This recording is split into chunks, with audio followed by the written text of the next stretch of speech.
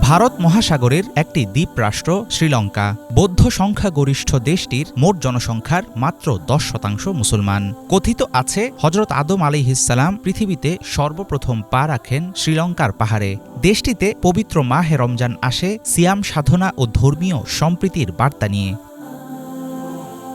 টাটকা ফল আর ফলের রসে তৈরি সরবেট দিয়ে ইফতার শুরু করেন শ্রীলঙ্কার মুসলমানরা। ইফতারে হালকা ধরনের খাবার খাওয়া এখানকার রীতি। অঞ্চল ও জাতিভেদে আছে খাবারের ভিন্নতা। সুগন্ধি মশলাদার আইটেমে শ্রীলঙ্কানদের জুড়ি মেলা ভার। শ্রীলঙ্কান ইফতারের তালিকায় খুবই জনপ্রিয় আইটেম আদিক রুটি নামের এক ধরনের রুটি। সঙ্গে থাকে নারকেল দুধ, মরিচ ও পুদিনা দিয়ে তৈরি তরকারি। কাঞ্জি নামের ভাত দিয়ে রান্না করা এক ধরনের বিশেষ জাউ বা স্যুপের আছে বেশ কদর। ইফতারের পর আছে রাইস কেক, পোড়ানো নারকেল ও মধু দিয়ে তৈরি পানিপল, দোসা, ইডলি, মুরুক্কু খাওয়ার প্রচলন। কেসারি, কোকিস ও আলুয়ার মতো পদ শ্রীলঙ্কান টেবিলের প্রিয় খাবার।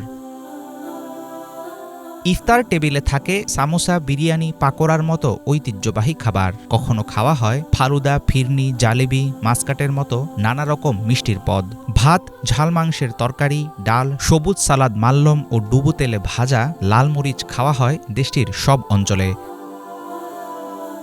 মাগরিব নামাজের পর স্থানীয়রা ব্যস্ত হয়ে পড়েন কোরআন তেলাওয়াতে। মসজিদগুলোতে রমজানে থাকে নারীদের নামাজ আদায়ের জন্য আলাদা ব্যবস্থা। পুরো মাস জুড়ে মসজিদগুলো ভরে থাকে মুসল্লিদের পদচারণায়।